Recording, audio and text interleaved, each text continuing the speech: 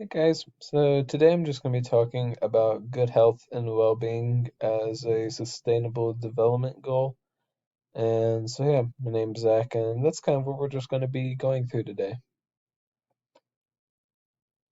So we use the XMind tool to kind of look at maybe some core resources and ways and how we can actually uh, work with this sustainable development goal. And so there are four main areas I would like to talk about today. There is artificial intelligence, 3D printing, 5G, and big data.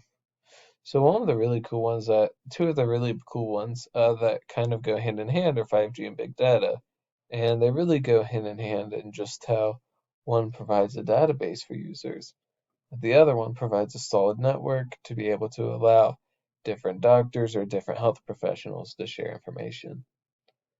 And with AI and 3D printing, it's some of the new and upcoming technology that's being developed.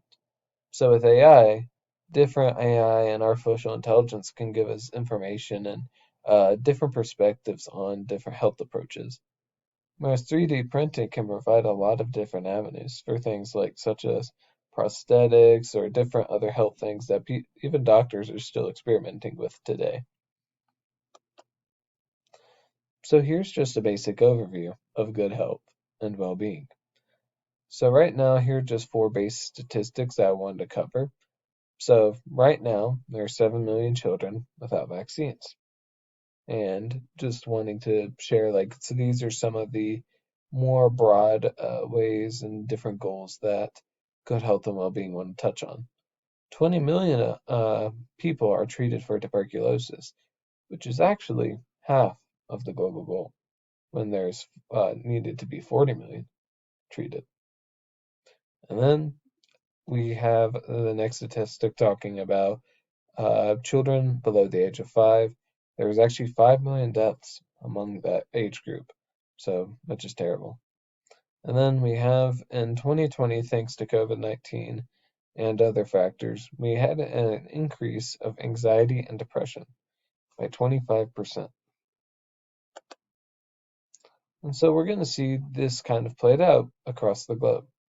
So with the United States, we see the median age at 38, which is actually ranked 3 in the world.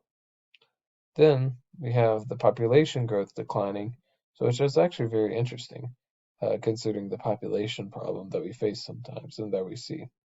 Then in Sweden, we see that 1% work over 50 hours per week, which kind of shows a little bit of like how maybe how does this play into mental health? How does this play into their overall health? And then we see that the life expectancy is 82 and that 96% of the people are satisfied with air and water. So thank you for listening.